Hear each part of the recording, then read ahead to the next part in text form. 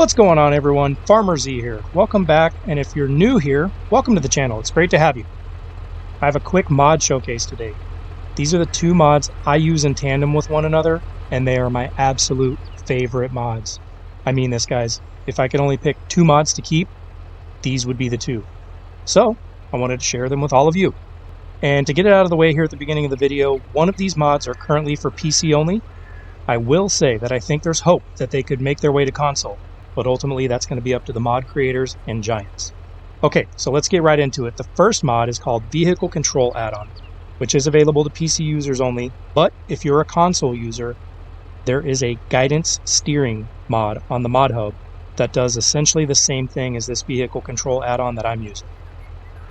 Also, before I get too far into this mod, I want to say this. Make sure you stick around for the second mod, because that's the piece of this whole thing that makes it game-changing. Alright, so with the Vehicle Control Add-on or Guidance Steering, what these mods do is allow you to snap lines and set directions for working in your fields. So, what does that mean? Well, it helps you ensure a clean and straight working row. It absolutely speeds up gameplay and eliminates waste. So for example, if you're fertilizing or liming a field, which is what I'm about to do here, maybe sometimes if you're doing it manually, your rows overlap. Well, in that case, you're wasting material. This mod makes sure that your rows do not overlap. It lines you up perfectly, so there's no waste at all. So to get into the menu for this mod, I'm going to press Control-C, and I'm going to focus on the part of this. There's so many options on this menu. I'm just going to focus in on what I feel are the important parts, which is the track guiding section, right? So draw marker of snap driving, I have that turned to always right now. That's why you saw those little red hash marks when I was on the gameplay screen. You can turn that off. You don't always have to see the line. And then of course there is working width and offset of tool. Now, you can detect the working width. So if you change an implement, or if you change a field, you had this turned on a field that's orientated differently, and you come over to this field with a different implement, your old lines are still going to be in place. And so it might not line up the way you want it to line up with the field. You can reset that and detect width. So let me give an example of that. I'm just going to face this way real quick to make the lines in a way that I don't want them to be. So to clear lines out, you press Alt-W, and to set new lines, you press Control-W. So they're the lines. They're going in a pattern or a direction that we wouldn't really want them to go to do the work on this field. Now, I'm back in the direction I would want to be. So again, I'll press Alt-W to clear them, and Control-W to set a new line. Alright, so now let me go back to the menu. Let me purposely change the working width. I'm going to change it to 8. And let's go back. Alright, see that? It's narrow. Maybe you were, like I say, using a previous implement before, and your working width saved. So back into the menu, Control-C, and then you see at the bottom it says Detect Width is the X key. So I'm going to press the X key. I'm going to hop back out. There we go. It's right where I want it to be. So the minute you use your controller or wheel or whatever you're using to turn, watch my wheels turn, boom, your snap line deactivates. All right. So with a deactivated snap line, I'm at the edge of the field. I'm ready to start my work. I'm just going to press Control-W again to reactivate the current line. I'm going to turn on my cruise control, turn on to my implement, and here we go. Now it's going to do this pass in a completely straight line. It's beautiful to work with. And the best part is when I get to the end of the row and it's time to start a new row. Okay, so here I am coming up on the end. I'm going to slow down. I'm going to turn off. Let me go ahead and fold so I don't hit this tree. Let me unfold again. All right, now I turned my wheel and it deactivated my line. Watch when I come to the next row over. It finds my new lines for me. Beautiful. So I get turned, and then all I do is press Control-W, turn on my implement, turn on my cruise control, and here we go. Now make sure you don't press the steering controls, because you'll turn those lines back off. So once you're lined up enough, press that Control-W and then stay off the steering wheel so that you don't deactivate the lines again. So this is a beautiful thing. It's so effective and so efficient to work in the fields with this tool. Like I say, makes it faster, eliminates waste. It's wonderful. Now, here's the cool part. The second mod that we're going to go over today can work together with this first mod, and it makes the gameplay experience even better. This is not only a mod, but it's also an app, and it's called Sim Dashboard. What you do with this is install the app on a phone or tablet. It must be an Android device.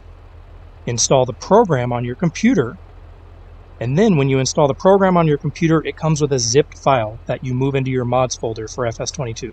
All right, so by doing this, you've provided yourself with a totally customizable gameplay dashboard that will not only integrate with the other mod that I'm showcasing here today, but it can serve as your gameplay HUD also. So if you're a content creator, this mod pairing should especially appeal to you. It allows you to hide your HUD on the screen, but still have the information visible to you while you're playing. So you can see my dashboard on the screen now, and I'll walk you through it, but before I do, I want to let you know this is totally customizable. You can set up your own dashboard with whatever info and commands that you like, and in any format or design that you like. I'd also like to give credit to the Farmsim Guy as the first person that I saw to showcase this app. I'm not in any way trying to steal his thunder from introducing this to our Farmsim community. I'm just going to focus on how I've set up my dashboard and show you how I use it, but FSG has videos on his channel that can give a more in-depth understanding of the app, and I highly suggest you check them out. So here we go. I'm going to perform the same functions that I performed before, but I'm going to do it from my dashboard. So I'm not going to touch my controller for any of this. I'm going to press my Start Track button. See that? Locks in my track. I'm going to press my Cruise Control button. There we go. And I'm going to press my Implement button. And we're off and running. I didn't touch a thing on my controller. And once again, once we get to the end of this row, I'm going to show you what I'm doing with controller and then what I'm doing with my tablet so that you can see just how easy it is and how kind of hands-off the gameplay becomes. All right, here we are at the end. I'm going to start slowing down on my controller. I turn my implement off using the app. Okay, I'm turning around with my controller. I've broke my line. That's okay. Let me get lined up on the next row. All right, I'm off the controller now. I tap the Start Track on my tablet. I tap the Implement on my tablet, and I tap Cruise Control on my tablet. And off I go. All I did with my controller once I got to the end of that row is slowed my tractor down and steered it a little bit to get it lined back up, and then the tablet took it from there. So nice and efficient, guys. It's amazing for the gameplay. Makes field work so much easier for me, makes it faster. I really enjoy this mod pairing. All right, now that you've seen it in action, let me give a little walk around on my particular dashboard. Keep in mind, this is fully customizable. You can build your own. Also, on the Sim Dashboard app, there is a community tab where you can download other dashboards that other users have built. So I will make mine available. I know Farmsim Guy has made a few of his available. So if you want to use ours as a starting point, you're welcome to do that, or you can make your own as I've done. So top left-hand corner, you can see the vehicle. Let me switch vehicles real quick, and you'll see that it updates. Okay. Next to the Massey Ferguson, you see the yellow number 5? That is hours used. And then next to the yellow number 5, you'll see the 0.4. That is damage, so or maintenance, in other words. Then under there, you'll see the fuel level, of course, and then the 0 under Massey Ferguson is speed. So if I start to move, you'll see that the speed changes. All right, next, and this might be harder to see, so let me get in front of the tractor. I've got, in the almost top middle of the screen, I've got the headlight button.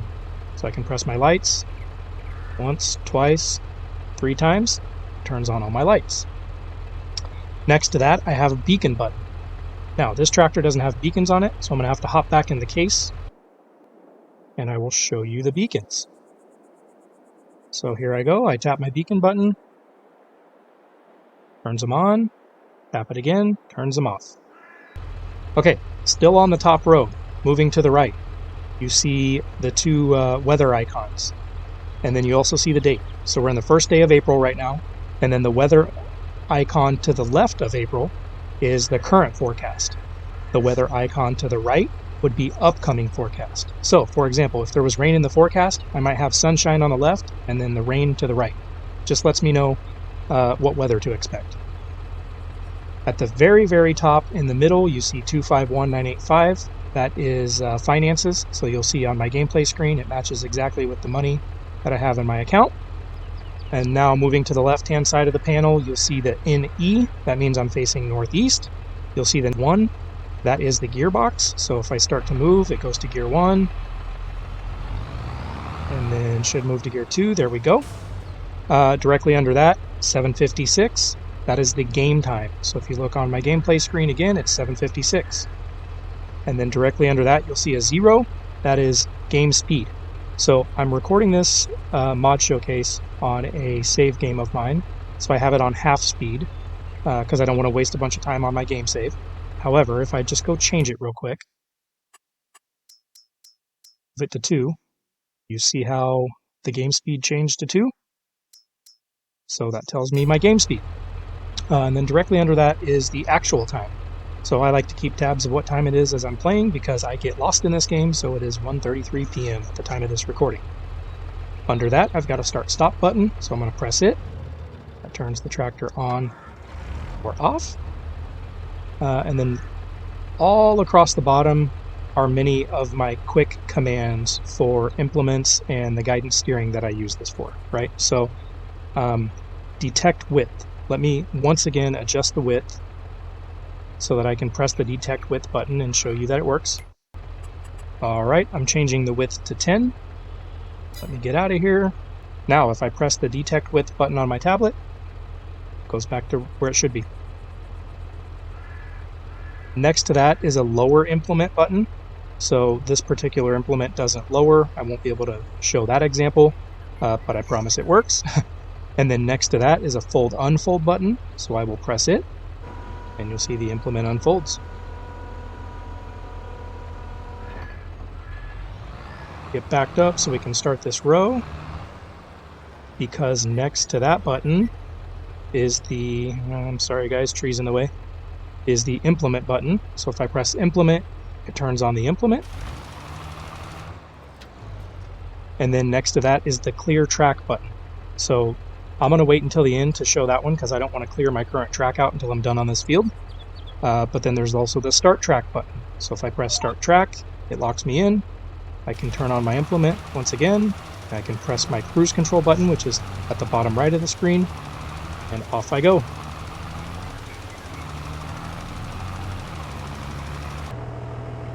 Alright, and since I don't want to clear my track in the middle of a job in the other tractor, I'll just clear the track on this one. So look very closely at the red lines in front of the tractor, and then if I press clear track on my tablet, it goes away. Press set track to start a new one. And then in the middle, you'll see the front implement screen. I have the Q7 front loader on this tractor, so that is my front implement. You'll see rear implement. I have the K105 lime spreader or fertilizer spreader, so that is my rear implement.